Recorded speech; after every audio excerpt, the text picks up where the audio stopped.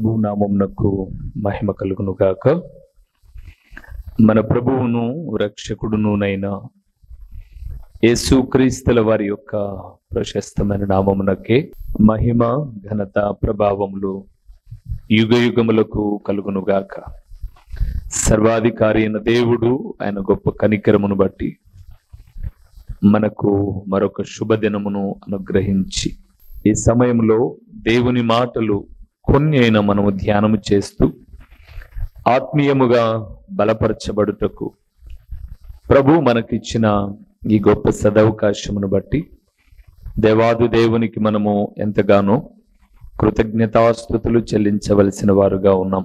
అదే సమయంలో దేవుని వాక్యం వినుటకు దేవుని పాదముల చెంత కూడి ఉన్న దేవుని ప్రియబిడ్డలైన మీ అందరికీ కూడా ప్రభు అయిన యేసుక్రీస్తు పేరిట వందనములు తెలియచేయచ్చు ఉన్నాను. ప్రభు నందు ప్రియమైన వారులారా, ఈ సమయంలో మనము ధ్యానము చేయబోతున్న అంశ భాగము ఏమిటి అనగా, దేవుని నమ్మిన వారు నిజముగా ఎలా ఉండాలి. దేవుని నమ్ముకున్నవారు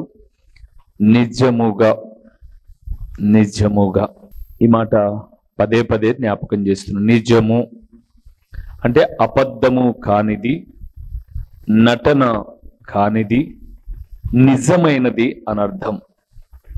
నిజమైనది, నిజంగా మనం ఎలా ఉండాలో నిజముగా ఇలాగ ఉండండి అని బైబిల్ చెప్పిందనమాట. అవి చూద్దాం. మూలవాక్యానికి వెళ్దాం.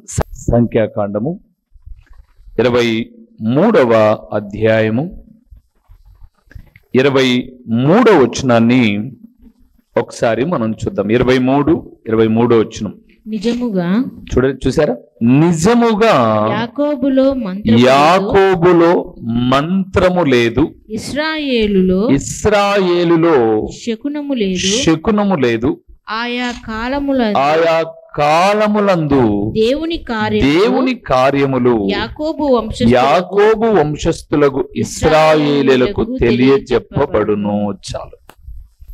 ప్రభువునందు ప్రియమైన వారులారా, చదవబడిన లేఖన భాగాన్ని మనం చూస్తూ ఉన్నప్పుడు బాలాకు బిలాము అనబడే ఇద్దరు వ్యక్తుల యొక్క సంభాషణ.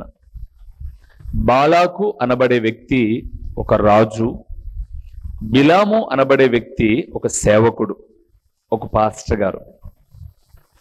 ఈ పాస్టర్ గారిని ఈ రాజుగారు పిలిచి, వీళ్ళందరినీ శపించు, నీకేం బహుమానం కావాలని ఇస్తాను అని అన్నాడు. అలా కాదయ్యా, దేవుడు చెప్తేనే వస్తాను నేను అన్నాడు. సరే, దేవుడు చెప్తాడో లేదో చూడు అంటే ఆ రాత్రి అంతా ప్రార్థన చేశాడు. దేవుడు చెప్పాడు, వెళ్ళొద్దు, వారు ఆశీర్వదించబడిన వ్యక్తులు, వాళ్ళను శపించద్దు అన్నాడు. ఆ మాట వచ్చిన వ్యక్తులతో చెప్పాడయ్యా, నేను రాను, దేవుడు శపించద్దన్నాడు అంటే వాళ్ళు వెళ్ళి రాజుకు చెప్పారు. రాజు మరలా ముందు పంపించిన వాళ్ళకన్నా గొప్ప వాళ్ళను పంపించి, నువ్వు వచ్చి శపిస్తే నేనేమన్నా నీకు బహుమానం తక్కువ చేస్తానా, నువ్వు రా అన్నాడు. ఈయన మళ్ళా ప్రార్థన చేశాడు, ఉండు రాత్రి ఉండండి అని ప్రార్థన చేసి, ఇప్పుడు కూడా దేవుడు వెళ్ళొద్దన్నాడు, నేను రానన్నాడు. వీళ్ళు వెళ్ళి రాజుకు చెప్పారు, మళ్ళా ఇంకా గొప్ప వాళ్ళను పంపించాడు. ఇప్పుడు ఈ బిలాము అనే వ్యక్తికి సారిసారికి ప్రార్థన చేస్తుంటే దేవుడు వద్దు వద్దు అంటున్నాడు, బహుమానాలు వ్యర్థమైపోతాయి, వెళ్ళాలన్న మనస్సు లోపల ఉంటే దేవుడు అది గ్రహించన్నాడు. బిలాము, వెళ్ళాలనుకుంటే వెళ్ళు, కానీ వాళ్ళను దీవించి రావాల్సిందే తప్ప శపించకూడదు అన్నాడు. సరే ప్రభు వెళ్తానని గాడిదెక్కి వెళ్తున్నాడు. గాడిదకు ఎదురుగా ఒక దేవుని దూత అడ్డగించి ఉంది. అది బిలామును కింద పడేసింది. ఇవన్నీ మనం చాలా మాటలు చెప్పుకున్నాం. ఇప్పుడు దిక్కుకు వెళ్ళి దీవిస్తూ ఉంటే బాలాకు అనబడే రాజు, నేను శపించమని పిలిచాను కదా, దీవిస్తున్నావేంటి అని అంటే, దేవుడే దీవించమన్నాడు, నేను ఏం మాట్లాడగలను అని చెప్పాడు.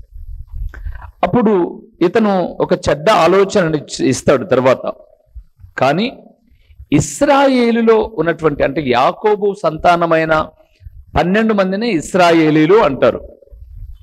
వీళ్ళను ఆయన దీవిస్తూ ఉన్నప్పుడు చెప్పిన మాటే 23వ మాట. ఏమన్నాడు అంటే, నిజముగా యాకోబులో ఏమి లేదు, మంత్రం లేదు. అప్పుడప్పుడు లోకంలో మనం కొన్ని చూస్తూ ఉంటాం, కొన్ని వింటూ ఉంటాం. ఏం మంత్రం వేసినాడు రా వాడు, వాని మాట అంటే మాటే, వాడు ఏం చెప్తే అది జరుగుతుంది, ఏం మంత్రం వేసినాడు రా అంటారు. ఏదో మంత్రం అని అంటారు. ఇక్కడ అదే మాట సేవకుడైన బిలాము బాలాకుతో అంటున్నాడు, అయ్యా ఆయనలో మంత్రమేం లేదు, మంత్రమేం లేదు. రెండవది శకునము కూడా లేదు. పూర్వపు దినాల్లో శకునం చూసేవాళ్ళు, ఈ పని అవుతుందా కాదా అని. కాబట్టి మంత్రము లేదు, శకునము లేదు. మూడవ మాట రాయబడింది, ఆయా కాలములలో దేవుని కార్యములు యాకోబు జీవితములో జరుగుతున్నాయి, ఇది నిజము అన్నాడు. ఇది నిజము అన్నాడు. నిజమే ప్రియులారా, ఎవరైనా దీవించబడాలి అంటే మంత్రాలు తంత్రాల వలన కావు, దేవుని కార్యముల వలన మాత్రమే జరుగుతాయి. మీ మీదికి ఎవరైనా మంత్రాలు తంత్రాలు చేసినా మీరు దేవుని బిడలుగా పరిపూర్ణంగా ఆయన మీద ఆధారపడి ఉంటే ఆ మంత్రాలు తంత్రాలు కూడా మీ మీద దేవుని కార్యాల ముందు ఏమీ జరగవు. సో ఇప్పుడు అందుకే మనము నిజముగా మంత్రము లేని యాకోబు ఎలాగ దీవించబడ్డాడో, దేవుని నమ్మిన ప్రియబిడ్డలమైన మనము నిజముగా ఏం చేయాలో కొన్ని విషయాలు చూద్దాం. మొదటి విషయానికి వద్దాం. సమూయేలు 2వ గ్రంథము 9వ అధ్యాయము 7వ వచనాన్ని మనం చూస్తే నిజముగా మనం ఏం చేయాలో అక్కడ ఒక చక్కటి మాట దావీదు మాట్లాడుతూ ఉన్నాడు.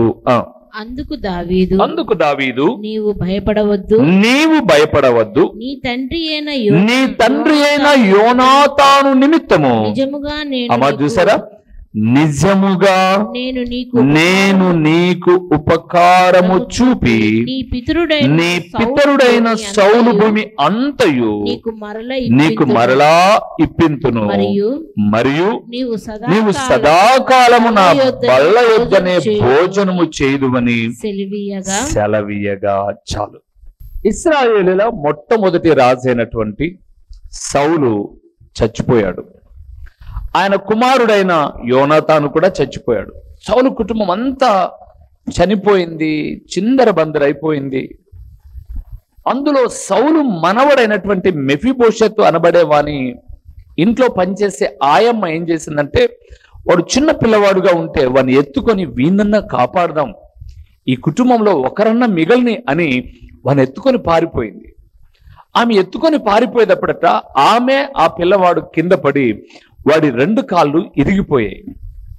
వాడు ఎక్కడో బహుశా ఊర్లో ఉంటే కట్టుకునే వాళ్ళేమో, ఎక్కడో లొదేబారు అనబడేటటువంటి పచ్చిక లేనటువంటి ఏ సహాయము అందని చోట వాళ్ళు జీవిస్తూ ఉన్నారు. ఆ పిల్లవాడు పెరిగాడు, పెద్దోడయ్యాడు, యవనస్తుడయ్యాడు. ఇది జరిగిన తర్వాత దావీదు హెబ్రోన్కి వచ్చాడు, మహారాజు అయ్యాడు. అప్పటిదాకా పారిపోతున్నవాడు రాజు కాగానే దావీదు అన్నాడు, నేను నిజముగా ఎవరికైనా ఉపకారం చేయాలి అంటే, నాకు సౌలు ఇంట్లో నా స్నేహితుడైన యోనాతాను చాలా ఉపకారం చేశాను. నా స్నేహితుడైన యోనాతానును బట్టి ఆ కుటుంబంలో నేను ఉపకారము చూపుటకు ఎవరైనా ఉన్నాడా అని అడుగుతాడు 9వ అధ్యాయం 1వ వచనంలో. అప్పుడు ఆ రాజ్యంలో ఉన్న ఆయన ఆస్థానంలో ఉన్న వాళ్ళు చెప్తారు, అయ్యా ఒక్కడున్నాడయ్యా, అతని పేరు మెఫీబోషెతు, అతను కూడా కుంటివాడు. అతను పారిపోతూ ఉండగా కాళ్ళు ఇరిగాయి, అతను ఏదో పెంచి పెద్ద చేసింది ఆయమ్మ. ఎక్కడో ఊరు బయట ఒక లొదేబారు అనబడే పచ్చిక లేని చోట అతను నివాసం చేస్తూ ఉన్నాడు అని రాజైన దావీదుకు చెప్పారు. దావీదు అన్నాడు, అతన్ని పిలిపియండి అన్నాడు.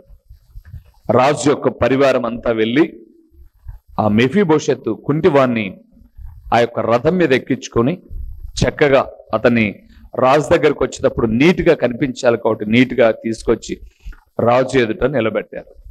నిలబెట్టగానే మెఫీబోషెతు ప్రాణం కొట్టుకుంటూ ఉంది. మా ఇల్లు చాలా కీడు చేసింది కదా మా తాత, కాబట్టి దాన్ని బట్టి మిగిలి ఉన్న నన్ను పట్టుకొచ్చి చంపేస్తాడేమో అని అనుకున్నాడు. అలాగే అనుకుంటాడు అతను. అందుకే సాగిలపడి, అయ్యా చచ్చిన కుక్కలాంటి వాడిని నేను, నన్నెందుకయ్యా పిలిపించావు అని అడిగాడు. దావీదు అన్నాడు, మొట్టమొదట 7వ వచనంలో ఆయన అంటాడు, అందుకు దావీదు నీవు భయపడవద్దు. భయపడగాకు మెఫీబోషెతు, మీ నాన్న నాకు స్నేహితుడు, మీ అబ్బ తరిమిండొచ్చు నన్ను, కానీ మీ నాన్న నాకు చాలా సహాయం చేశాడు, అన్నం పెట్టాడు, ప్రాణాన్ని తప్పిస్తూ వచ్చాడు. మీ నాన్నను బట్టి నిజముగా నేను నీకేం చేస్తాను, ఉపకారం చేస్తాను. దేవుని బిడ్డలారా, ఒక మాట చెప్పమంటారా? ఎవరు ఇలాగే జీవముతో ఎల్లకాలం బ్రతకం. మోషేయ గారు అన్నారు బైబిల్ గ్రంథంలో, మానవుని ఆయుష్ 70 సంవత్సరాలు, అధిక బలం ఉంటే 80 సంవత్సరాలు. బాగా గుర్తుపెట్టుకోండి, 70, 80, ఒకవేళ అంతకన్నా ఎక్కువగా బ్రతికినా అది ఆయాసమే అన్నాడు. అలా వదిలేద్దాం. ఇప్పుడు మనం ఉన్నాం, మన తర్వాత తరం వస్తుంది, మన పిల్లలు కావచ్చు, వాళ్ళ పిల్లలు కావచ్చు. మనం ఉంటాము ఉండము అనేది ప్రక్కన పెడితే, నిత్యము ఉండేవాడు సృష్టికర్త అయిన దేవుడు. మన అబ్బలబ్బల కాలం నుంచి జన్మనిచ్చిన వాడు ఆయనే, అలాగ మనల్ని పోషించుకుంటూ వచ్చిన వాడు ఆయనే. అయితే ఇక్కడ నేను చెప్పాలనుకున్న ప్రాముఖ్యమైన మాట ఏంటంటే, మనము దేవుని ఎడల మంచి బ్రతుకు బ్రతికి దేవుని కొరకై నమ్మకంగా బ్రతికాము అని అంటే, మనం కొన్ని కష్టాల గుండా నష్టాల గుండా వెళ్ళిన మన తర్వాత వచ్చే పిల్లలు ఇబ్బందుల్లో ఉన్నప్పుడు ఎవరూ లేనటువంటి చోటులో దేవుడు వారికి నిజముగా ఏం చేస్తాడు, ఉపకారం చేస్తాడు. ఇప్పుడు ఆయన మనకు ఉపకారం చేయాలి అని అంటే ముందు మనం ఏం చేయాలి, మనం ఉపకారం చేయాలి. ఇప్పుడు మిమ్మల్ని అడుగుతాను, ఇన్నేళ్ళు బ్రతికాం ఇప్పటిదాకా, ఇక్కడున్న మనందరికీ ఒక్కొక్క వయసు ఉంది. ఒకవేళ ఆధార్ కార్డు ప్రకారంగా ఎక్కువ తక్కువ అనేది ప్రక్కన పెడితే మన వయసు ఎంత అన్నది మనకు ఒక అవగాహన, 50, 40, 60, 70, ఎంతో మనకు ఒక అవగాహన. నేను అంటాను, ఇన్నేళ్లలో దేవుని కొరకు ఏం ఉపకారం చేసావు? ఇప్పుడు మనం వాక్యం చూసాం, దావీదుకు యోనాతాను ఉపకారం చేశాడు, యోనాతాను చచ్చిపోయాడు. కానీ యోనాతాను చచ్చిపోయిన యోనాతాను యొక్క వారసుడైన మెఫీబోషెతుకి ఎవరు మేలు చేస్తారు ఇప్పుడు? దావీదు. అందుకే మనం గుర్తుపెట్టుకోవాల్సింది ఏంటంటే, మనం జీవించిన దినాలలో మనం తిని మన సొమ్ము మిగలబెట్టుకొని మన పిల్లలకి ఇచ్చేది పెద్ద గొప్పేం కాదు. అది అందరూ చేసేదే లోకంలో. నేను సంపాదించిన నా తర్వాత నా వారసులకు, నేను సంపాదించిన తర్వాత వాళ్ళ వారసులకు, ఇది లోకంలో ఎక్కడైనా జరిగేదే. మనం సంపాదించిన దానిలో దేవుని కొరకు ఏమిచ్చాం, దేవుని సేవలో ఏమిచ్చాం? 60 సంవత్సరాల జీవితంలో మన శరీరం కొరకు మనం కష్టపడి తిన్న ఆహారము కొన్ని వేల రూపాయలైతే దేవుని కొరకు ఏం చేశాం మనం? అందుకే దావీదు 103వ కీర్తన రాస్తూ అంటాడు, నా ప్రాణమా ఆయన చేసిన ఉపకారములలో దేనిని నువ్వు మర్చిపోమాకు. ఎన్నో పర్యాలు చెప్పారు మీకు. ఒక గంట ఆక్సిజన్ పెట్టినందుకు కరోనా టైంలో గంటకు 2500 నుంచి 5000 వసూలు చేశారు. గంటకు 2500 నుంచి 5000 అంటే రోజుకి 24 గంటలు ఆక్సిజన్ పెట్టుకొని ఉంటేనే బతుకుతాడు, లేకపోతే చేస్తాడు.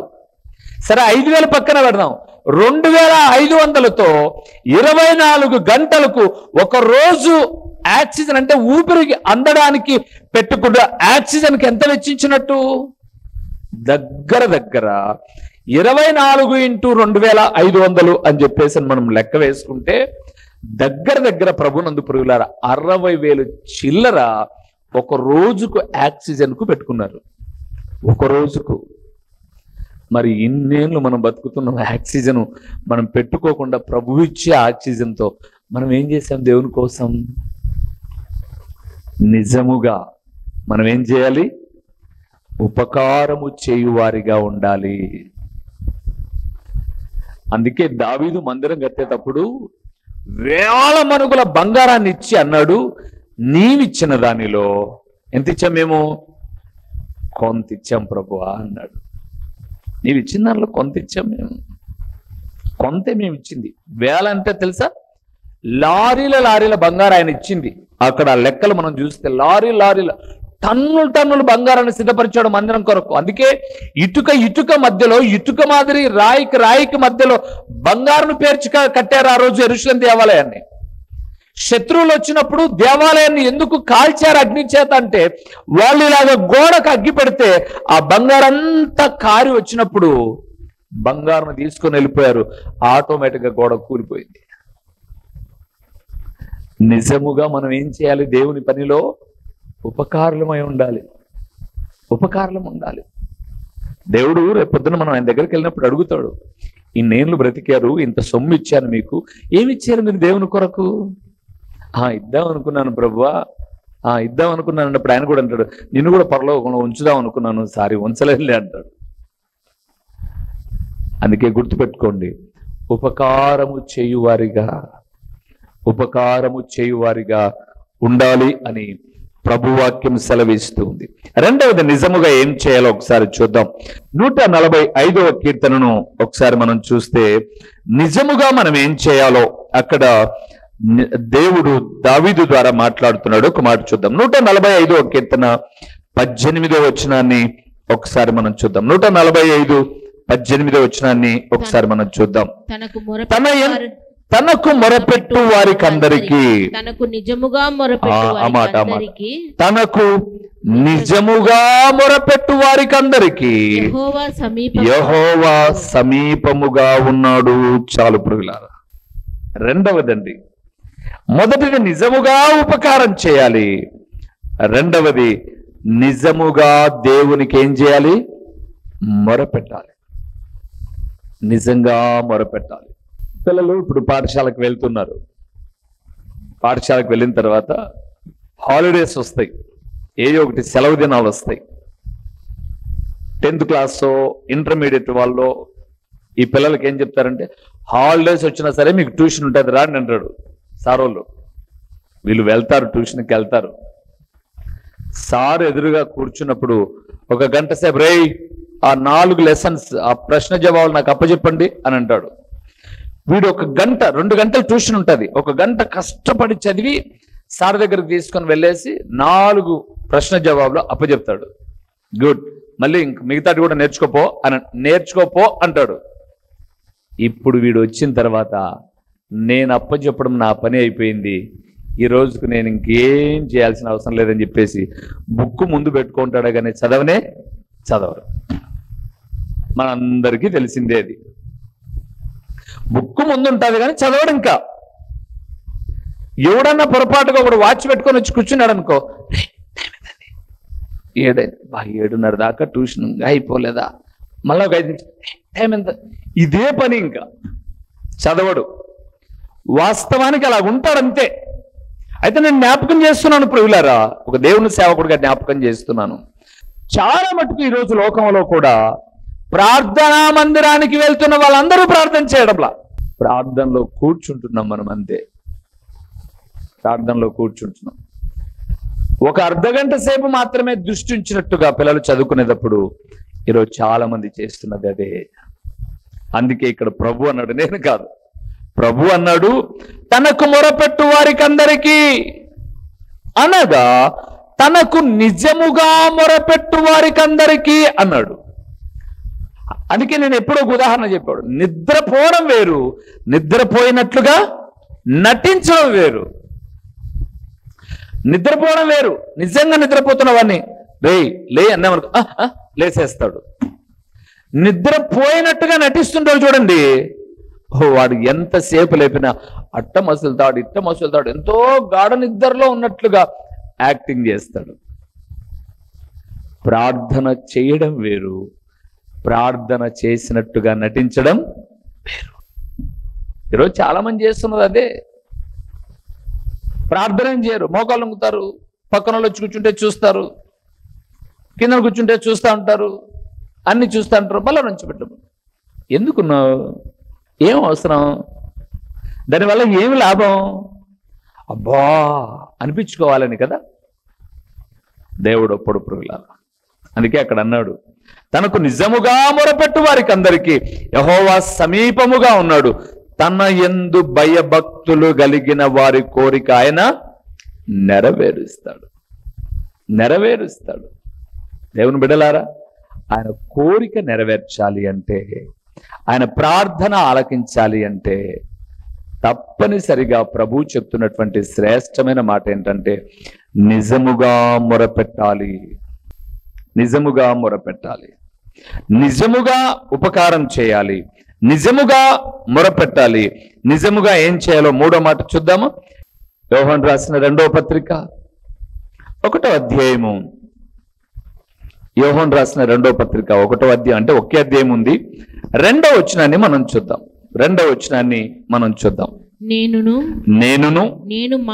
నేను మాత్రమే కాక సత్యము ఎరిగిన వారందరూ మనలో నిలుచుచు మనతో ఎల్లప్పుడూ ఉండు సత్యమును బట్టి ఆ మాట చూడండి, మిమ్మును నిజముగా ప్రేమించుచున్నాము. మూడవది ప్రియులారా, మనం ఎవరిని ప్రేమించినా, మన ఇంటి వారినైనా, విశ్వాసులనైనా, దేవుని సేవకులనైనా, సర్వాధికారి అయిన దేవునినైనా ప్రేమించే ప్రేమలో యథార్థత ఉండాలి. నటించకూడదు. ముందు ఇలాగని వెనక్కి వచ్చినప్పుడు ఇలాగ కత్తి గుణపం గుచ్చకూడదు. ఇక్కడ ముందైనా వెనకైనా ఈ హృదయంలో ఒకే భావన ఉండాలి.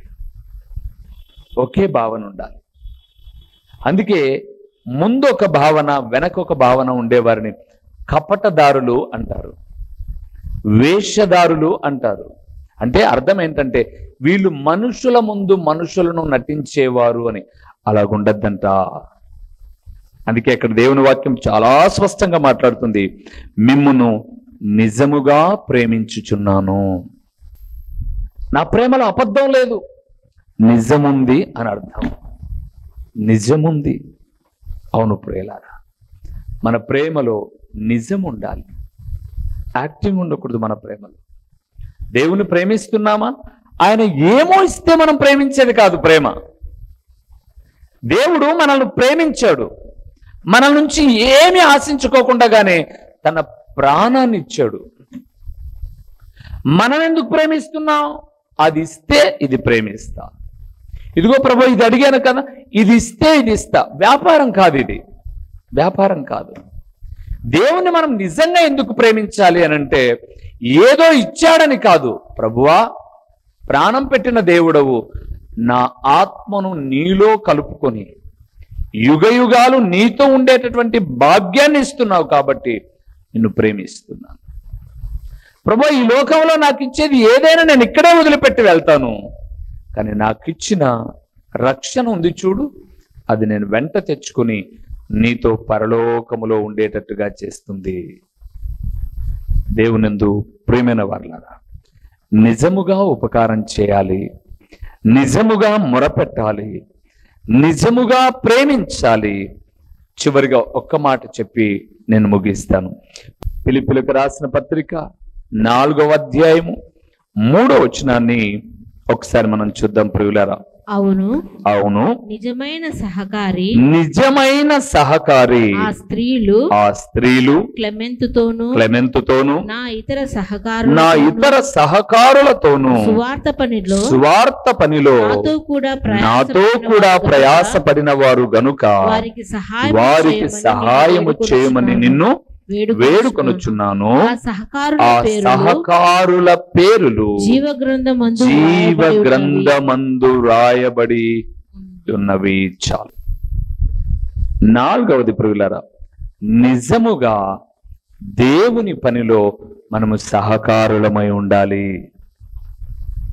నిజమైన సహకారులు అన్నాడు అంటే నిజం కాని సహకారులు ఉన్నారు. ఫోటోల కోసం సహాయం చేసే వాళ్ళు ఉన్నారు.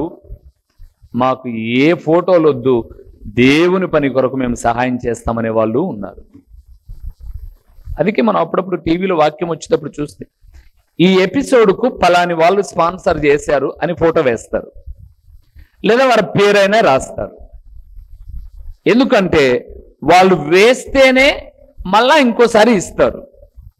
అందుకే టీవీలలో సాక్ష్యాలు చెప్పిస్తున్నారు, ఈయన 3 సార్లు స్పాన్సర్ చేశాడు, 4 సార్లు స్పాన్సర్ చేశాడు, 5 సార్లు స్పాన్సర్ చేశాడు, 5 సార్లు చేసినందుకు చాలా దీవించబడ్డాడు అంటే ఓ అనుకుంటారు అంతా. కానీ బైబిల్ చెప్తున్న మాట ఏంటంటే, నువ్వు దేవుని పనిలో సహకారం చేస్తే కుడి చేయి చేయునది ఎడం చేయికి కూడా తెలియదు. తెలియాల్సిన అవసరంలా, ఆయన ఇచ్చాడు, అది ఇచ్చావు. ఎప్పుడైనా పొరపాటుగా పేరు మర్చిపోతే చాలా సమస్యలు. మేము కనపరాములే అన్నలకు, మేము కనపరాములే అనేవాళ్ళు కొందరు, ఏం దొబ్బ మేము ఇచ్చినాం కానీ మా పేరు ఎప్పుడు చెప్పరనే వాళ్ళు కొందరు, మేము అస్సలు లెక్కలేకలే అనేవాళ్ళు కొందరు. మనం ఒక విషయాన్ని గమనించాలి, దేవుని వాక్యం సెలవిస్తున్న మాట ఏంటంటే, మనము సహకారులుగా ఉన్నప్పుడు నిజమైన సహకారులుగా ఉండాలి తప్ప 10 మందిలో పేరు కోసం సహాయం చేసే వ్యక్తులుగా ఉండకూడదు అని దేవుని వాక్యం సెలవిస్తుంది. అందుకే బైబిల్ గ్రంథంలో మనం చూస్తూ ఉన్నప్పుడు ఎంతో దేవుని పరికి సహకరించిన వారు తమ పేర్లను కోరుకోలే వాళ్ళు. ఈరోజు మన సంఘంలో అలాంటి పరిస్థితి లేదు, కానీ ఎక్కడికైనా మీరు వెళ్తే ప్రతి కుర్చీ మీద పేరుంటుంది, ప్రతి ఫ్యాన్ మీద పేరుంటుంది, ప్రతి ట్యూబ్ లైట్ మీద పేరు ఉంటుంది, యాంప్ఫైర్ మీద పేరు ఉంటుంది. ఇక పేరు లేనిది యాడ ఉండదు. ట్యూబ్ లైట్ బతికెంత 200 రూపాయలు. లైట్ వేసినప్పుడల్లా ఇలా పేరు కనపడతాడు, ఇల్లు రారు మధ్యరానికి. కానీ నిజమైన సహకారులు అలాగుండరు. కాబట్టి దేవుని ప్రియబిడ్డలమైన మనము, దేవుని నమ్మిన మనము నిజముగా ఉపకారము చేయువారముగా, నిజముగా మొరపెట్టువారముగా, నిజముగా ప్రేమించువారముగా, నిజముగా సహకారులముగా ఉన్నట్లయితే ప్రభు మనల్ని మరిచిపోడు. నిజమైనటువంటి వారిని ఎప్పుడైనా నిత్యత్వములో దేవుడు జ్ఞాపకం చేసుకుంటాడు. తలలోంచుదాం, కళ్ళు మూసి ప్రార్థన చేస్తూ, అటు నిజమైన సహకారులుగా నేను నా కుటుంబం ఉండునట్లు నీ కృపాహస్తాల కింద భద్రపరచునాయన. నేను జీవించు దినాలలో నీ కొరకై నిజమైనటువంటి చేసిన పనులు కొన్నైనా నేను లేకపోయినా నిలిచుండునట్లు సహాయం చేయని ప్రభు ఎదుట ప్రార్థన చేద్దాం. నీతి స్వరూపుడవైన మా ప్రియమైన పరలోకపు తండ్రి, మహోన్నతుడా, మహాగణుడా, సర్వకృపానిధిగు దేవా, మీకు స్తోత్రములు చెల్లిస్తూ ఉన్నాము నాయనా. తండ్రి, మా జీవితాలలో అబద్ధానికి మేము చోటు ఇవ్వక నిజము మీద, ఎందుకనగా నిజం అనేది ఎప్పటికీ నిలిచి ఉండేది అని గ్రహించి ఆ నిజమైన వాక్యపు అడుగుజాడలలో మా ఆత్మీయ జీవితాన్ని కట్టుకోవడానికి సహాయం చేయండి. ఓ నాయనా, ఈ సమయం ముందు మీ మాటలు ప్రకటిస్తూ ఉన్నప్పుడు విన్న నీ బిడ్డలు నిజముగా ప్రార్థించేవారుగా, నిజముగా సహకారులుగా ఉండువారుగా ఉండునట్లు మీరు కృప చూపండి. ప్రకటించబడిన పరలోకపు సంగతులు వ్యర్థముగా పోకుండా సారవంతమైన నేలను పడిన విత్తనం వలె 30దంతలుగా 60దంతలుగా 100అంతలుగా ఫలింపచేసి మీ ఘననామానికి మహిమ ఘనత ప్రభావములు మీరు కలుగు చేసుకునమని ఎంతైనా నమ్మదగిన దేవుడవైన మీకు స్తుతులు చెల్లించుకుంటూ యేసు నామములో అడిగి పొంది ఉన్నాము తండ్రి, ఆమేన్. మా చిరునామా దైవజనుడు బ్రదర్ ఓ రూబేన్ గారు, క్రీస్తు ప్రార్థనా మందిరం, డోర్ నెంబర్ 1-10-386, నగరిగుట్ట, పులివెందుల, కడప జిల్లా. మీ ప్రార్థనా అవసరాల కొరకై సెల్ నంబర్ 9989067409.